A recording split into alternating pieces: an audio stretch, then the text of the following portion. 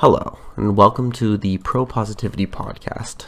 So, a lot of people wonder, what is propositivity, and what is propositivity really all about? So, I'm going to quickly go over our mission to start out. And so, the mission is simple. We want to get people in contact with the resources they need to better their mental health. And we hope to remove stigma surrounding mental health treatment so that people will be more comfortable getting the help they need. So the reason and the idea behind this is that when you are going through a low period, if you're suffering from depression, if you're suffering from bipolar disorder or OCD, and you're going through one of these low periods, and you realize at that point that you need help, it can be hard to get in touch with the resources you need. And so with Propositivity, what we aimed to do, and what we still aim to do, is to try and gather people and resources and ultimately get them all in one place so that we can get people who need to get help in touch with psychiatrists or psychologists or doctors or whatever program they may need, group therapy, group sessions for Alcoholics Anonymous or Narcotics Anonymous. We want to get people connected as fast as possible. I know, for instance, in my case, when I was going through my lows and I finally admitted that I needed to see someone, that it took weeks for me to finally get into the office, to finally get someone and get in the office and get prescribed medication, and then after that it takes weeks for the medication to actually kick in. So I thought that if I can, I want to possibly make that process quicker. Now, I'm very limited with the scope of with my ability right now, and so the main thing that I'm focusing on is the latter part of our mission, to remove the stigma surrounding treatment and help people get in touch with AA or get in touch with NA, but mainly spreading awareness and spreading information regarding these different mental illnesses. So a big way that I hope to accomplish that is to share my story. Now, my story with mental illness starts when I was a very young kid. When I was a kid, I used to wonder. I had all these fears, and I was always worried about certain things, be it rabies or diabetes. It was really focused around needles and having to get shots. And so, as I grew older, I started to realize these irrational fears were okay, and stopped thinking so much about the rabies and the vaccinations, but thought about things like, will my friends like me? And will I fit in high school?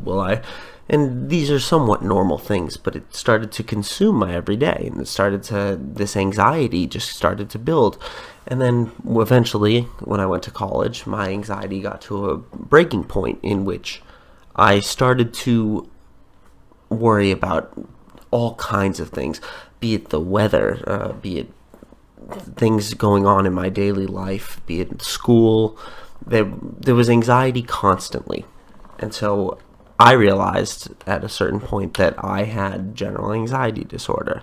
As it turns out, I was diagnosed at 8 years old with general anxiety disorder. I just had not known that. And then additionally, I always wondered when I was a kid why I was so much more hyper than all the other kids, and why I was always so kind of off the walls. People always said that I was crazier than the other kids and would have more energy, and people would look at me different almost. Kids would treat me different almost because I was kind of bouncing off the walls. And although I felt that I was highly capable and was able to get my schoolwork done, it was still very difficult fitting in socially with other kids my age because I was so much extra. I was always so much more energetic and more up to different tasks than the other kids were. And so a lot of them looked at that as weird or abnormal. So as it turns out, I was also diagnosed at 8 years old with ADHD. And so as I grew up, these things sort of got worse. And there was a lot of anxiety associated with feeling different and with being looked at different or looked at as abnormal. One of the words that resonated with me was because I was so outgoing and so social, a lot of people called me in high school, would call me a creep. And this was because I would reach out to people on Facebook, and I would reach out to people on other social media, and people that I didn't necessarily know. And it was because I was looking to get to know all these people and get to know everyone that I was going to be in high school with, or everyone that was my age, or people that I was going to eventually play football with. And so as I got to know these people, they started to look at that behavior as too much. It was weird for me to reach out on social media. It was weird for me to message them. I didn't know them. I didn't know these people. And looking back, I can see how that was interpreted that way. But the word that associated with me, and the word that I really focused on and internalized, was the word creep. And so with that came this loathing, and eventually I worked through these kind of feelings and came to a conclusion that I was who I was. And although I know everyone's not religious, I personally am, and I believe that God put me here for a reason. And so I stuck with this idea that I'm going to be who I am no matter what. And it actually came down to this point where I would wear these jumpsuits to school for a week. I would wear different colored jumpsuits. One was orange, one was green, there was white, black, brown. And so every day was a different colored jumpsuit, and I called it jumpsuit week. And so the kids at the school, a lot would make jokes, a lot would make fun, but there was a lot of people who actually looked at that and said, oh, I appreciate what he's doing. So what a lot of people didn't understand at the time was that I was going through a really low period, and that was my way of reminding myself that despite how you feel right now, you're going to shine bright. You're going to stand out, and you're going to be who you are. So, to get further in the story, I eventually went to college. At college, I began to socialize and I began to drink. And drinking became this new way of fitting in, and I could always impress people with, out drinking them, or being the quickest one to shotgun a beer, or to funnel a beer, or anything of that sort. So as time went on, I started to drink more and more, and with these new attempts to gain attention, I would end up binge drinking. And so that was a source of a lot of pain for me. I became a binge drinker, and many nights a week I would go out with my friends, or I would go out to social places, and I would end up drinking, getting too drunk, and it ended up messing up a lot of my relationships because people didn't want to associate with someone who was going to be getting too drunk often. It got to a point where I said, finally, I woke up one day after a particularly bad night, and I said, enough is enough. And I said, I'm not going to drink anymore. I walked up to my parents. This was the summer after my freshman year. I was transferring schools. I said, I'm going to start fresh, and I'm going to quit drinking. Shortly after that, I got a job at a construction site. I would go to my job, we would drive back, and we would have a few beers. One day, we get pulled over. I end up having a few too many beers while we're getting the car fixed. We drive back. I end up blacking out. I go to my parents. I tell them all about the lies that I told them while I was at my college my freshman year, all of the things that I had done while I was drunk, the fights I had gotten in, the people that I had hurt ultimately. And so it was at that point that I realized that I had a problem, and even though I had finally admitted I had a problem, I knew that at that point I needed help. I wasn't going to be able to do it alone. I ended up going to my second college, and one of the first nights I was there, I drank, I blacked out, I called my parents, and while I was in this sort of blackout state, I said to them, I'm not going to be able to do this alone. I need help. And the next day, sure enough, my parents came to the school. They picked me up, drove me home, and they said, if you don't get this under control, if we don't make a plan for this, then you're not going to be able to be in school. We're going to have to put you into a full-time program until you do get it under control, because we're not going to allow you to drink yourself to death. And to this day, I will say that I'm very grateful for my parents. I'm extremely grateful for the way they were. They were stern, but showed me that they supported me and that they loved me the whole time. And that was exactly what I needed from them. And they also raised me in an environment where I could feel comfortable going to them with my problems. And although I did lie because I was ashamed, once I finally admitted it and once I finally came to, I was able to talk to them about it, and I was able to work on a solution with them. So I do like to say that I have two amazing parents. They're both amazing role models, and I love them both very much. But nonetheless, we decided that I was going to go to a psychologist, and so I went to that psychologist, and she was amazing, and she said, you are not going to see me again until after our second session. I had not gone to an AA meeting. She said, until you go to an AA meeting, you cannot see me. And so the next week I went to an AA meeting so that I wouldn't miss our appointment, because I knew that I needed that appointment to stay in school, and I knew that I needed that appointment to maintain my mental health, or the progress that I was getting. So I went to AA. I became sober. I joined a fraternity, which is ironic, but it worked out because it gave me another support group. And then after that, I started to really delve into my other issues, and I started to think about, well, why was I drinking to this point? And as it turns out, it was very much linked to my anxiety and my depression. Throughout this time, I went through various periods of lows and highs and lows and highs, and then finally came to a breaking point. And I said,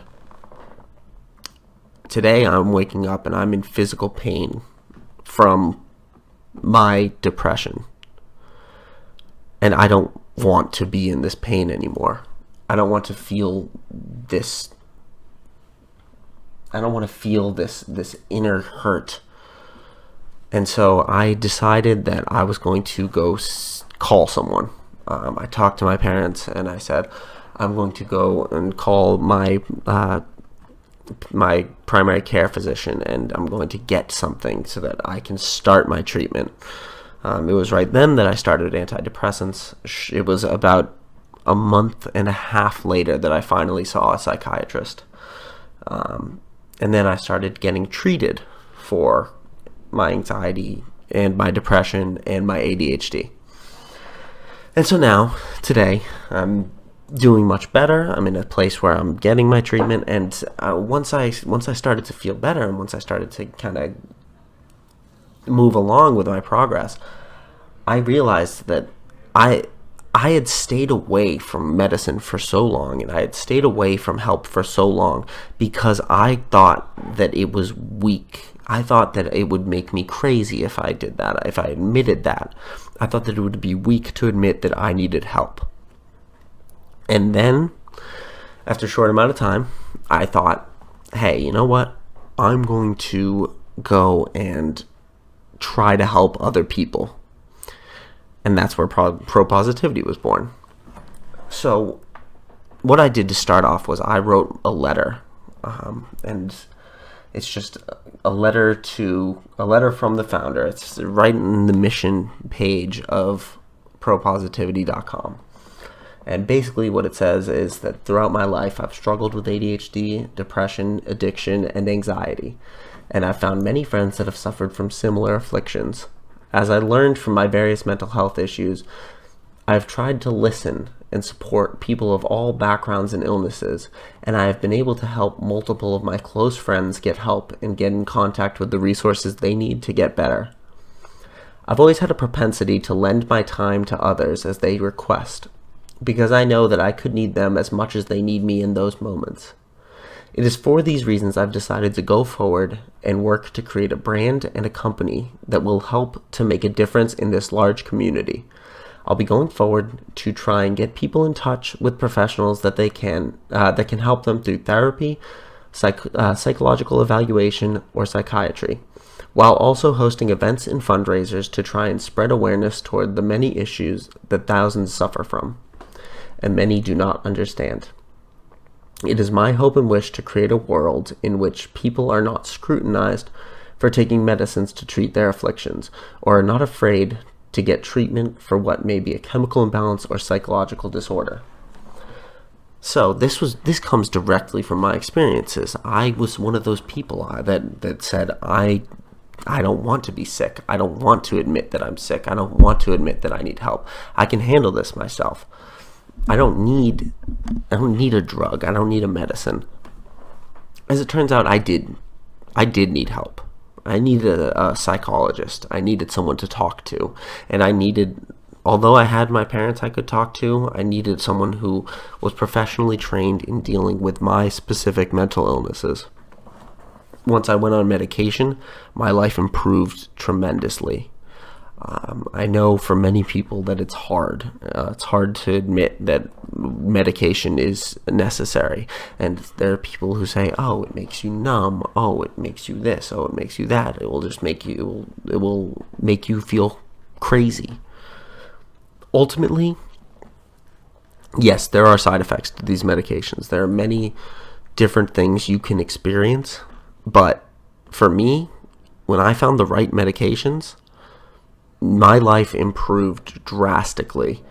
I was able to focus on things that I wanted to focus on, things that I've always wanted to do. I was able to finally get out and do them. I was able to experience lows that weren't as low as before. I felt happy, and I didn't feel that constant pain of depression and that constant hole that you sink into.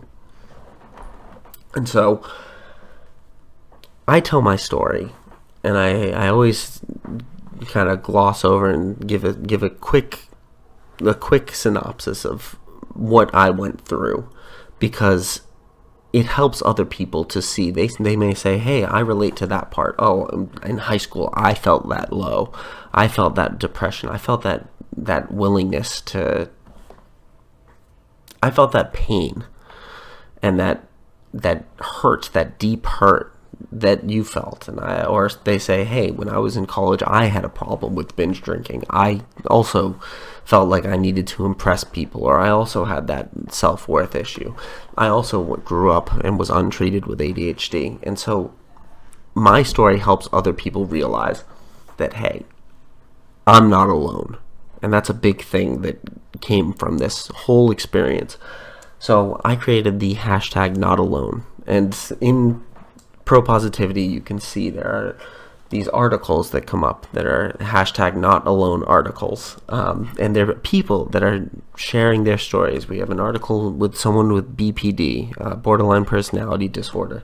We have people who are bipolar. We have people who are suffering from severe depression, from eating disorders.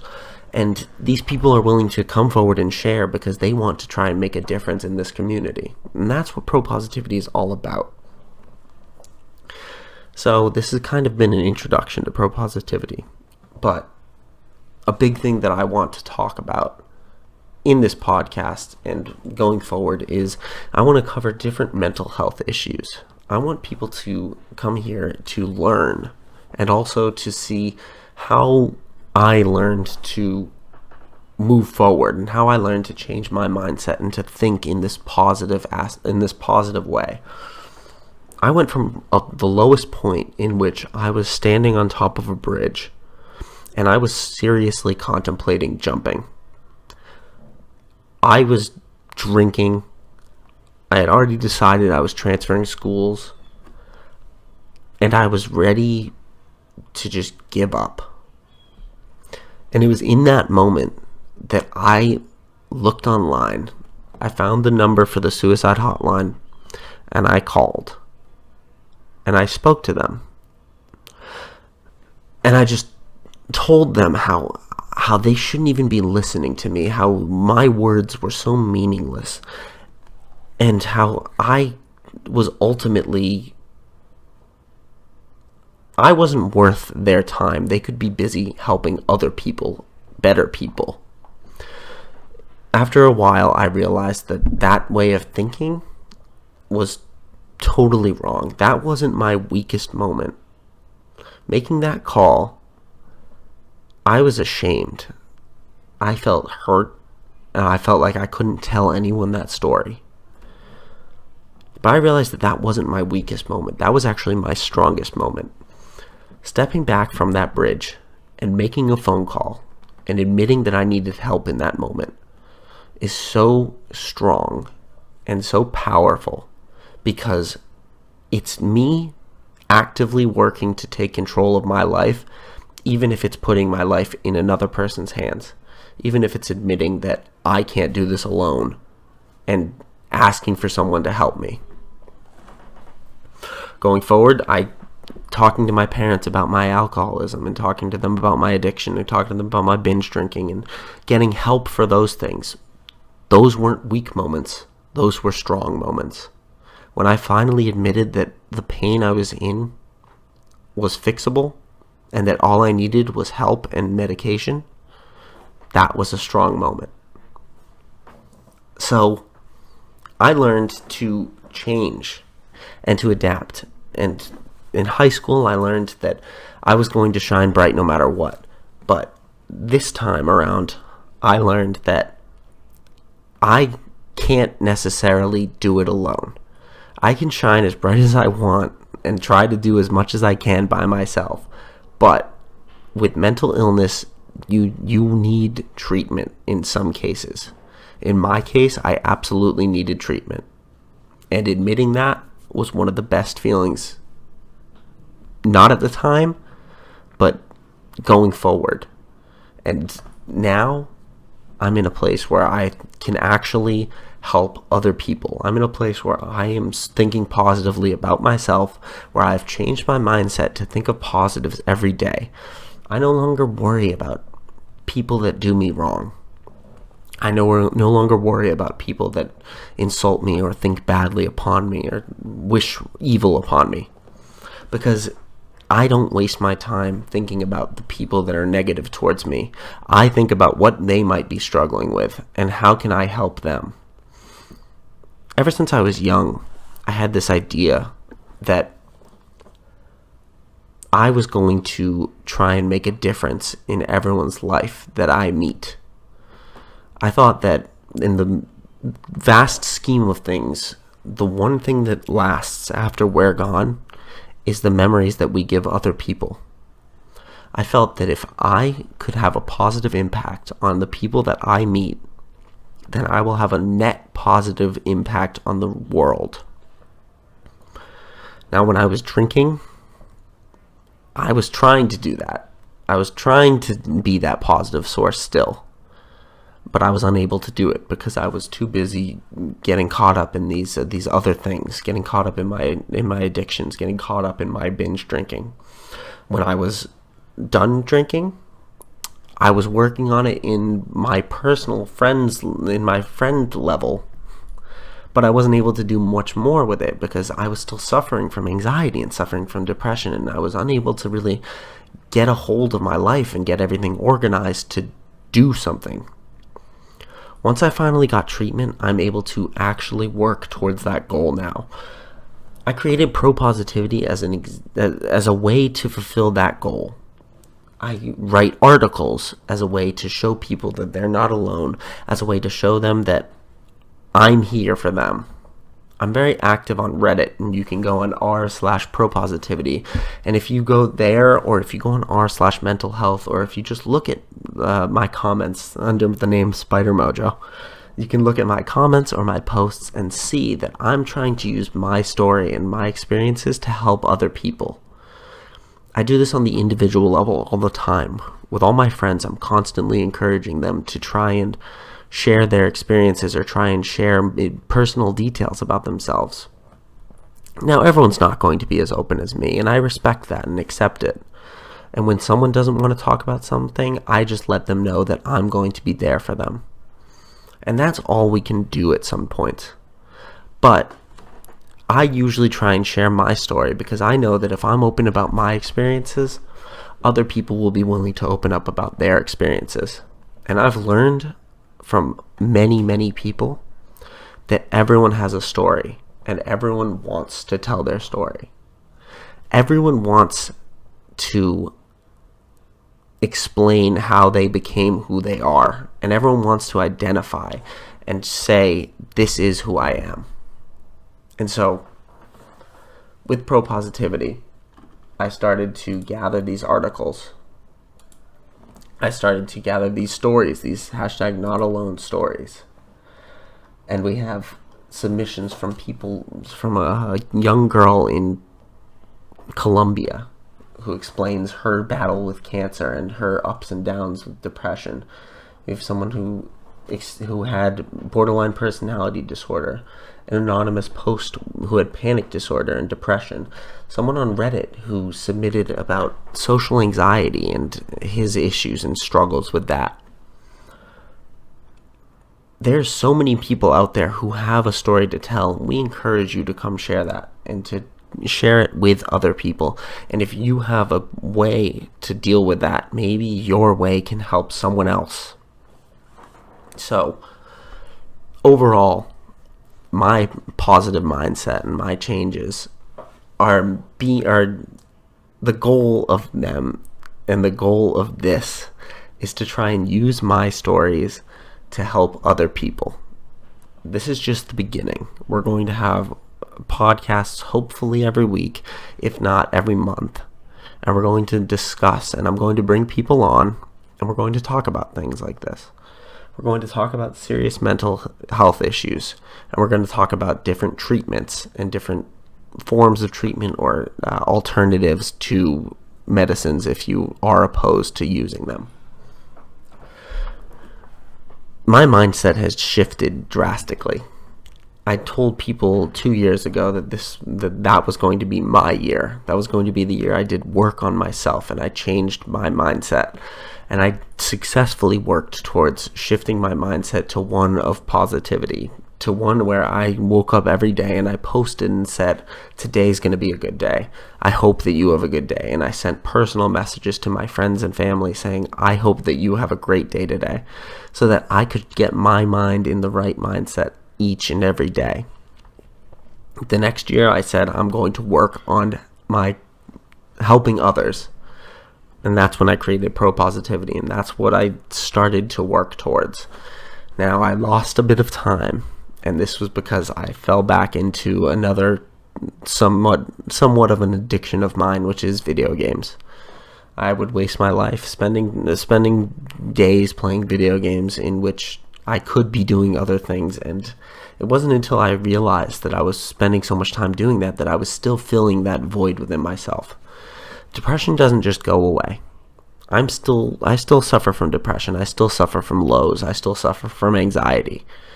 But I'm working every day to try and better myself, to try and get better at dealing with my anxiety, to work towards meditating, to work towards focusing on positives, to shift my mindset further.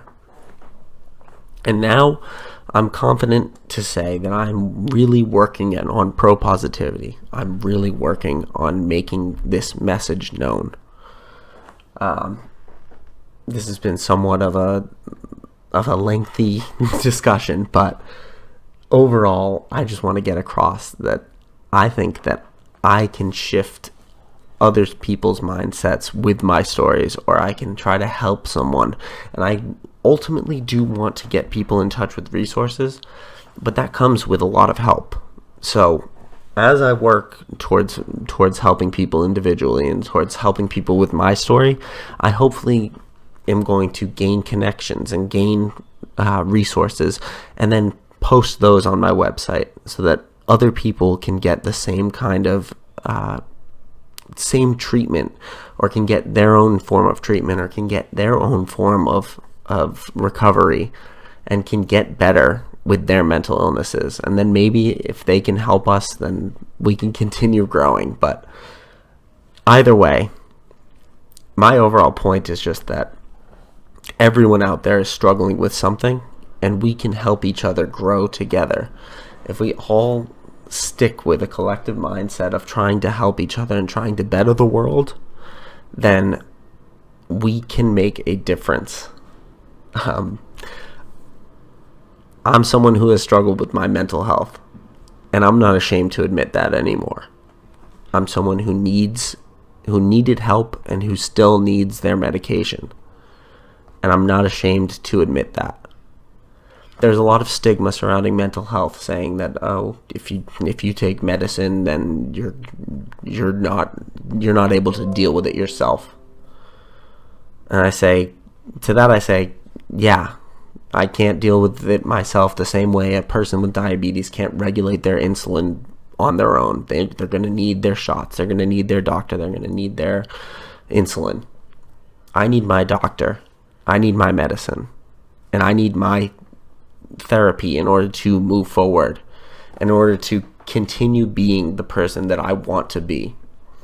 And I'm okay admitting that. I'm completely comfortable with myself, and I can now say that I love myself to a fair and healthy degree. Now, the one thing that I would like to share to sort of end this podcast, this introduction podcast, is just that ever since I was a kid, I wanted to make a difference. I wanted to do something. I wanted to create something. Ever since I started Propositivity, I've been working on creating. I've been working on expanding my creative abilities. I've been working on trying to develop music. I've been working on trying to develop, to write more articles, to write poetry. And I think that this is just the beginning. I think that there's a lot that we can do together. And I think that there's a lot that I can accomplish. I don't think that necessarily that Propositivity will necessarily be a huge cash cow, or will be something that I can commit to full time or quit my job to do. But if I ever get to that point, I would be happy to devote all my time towards this cause, because this is my cause. This is something that I believe in so full-heartedly. I believe that I can make a difference. I believe that we can make a difference. And I believe that we can grow and learn about mental illness together.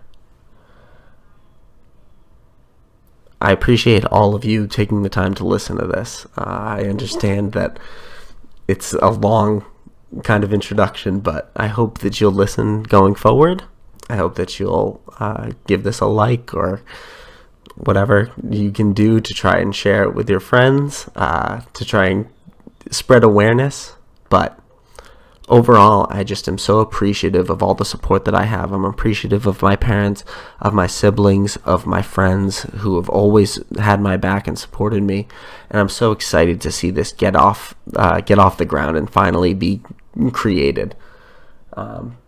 Thank you so much for listening, and I appreciate you so much. And I hope that together we can all try to be positive, and we can all try to stay positive and improve our mindsets.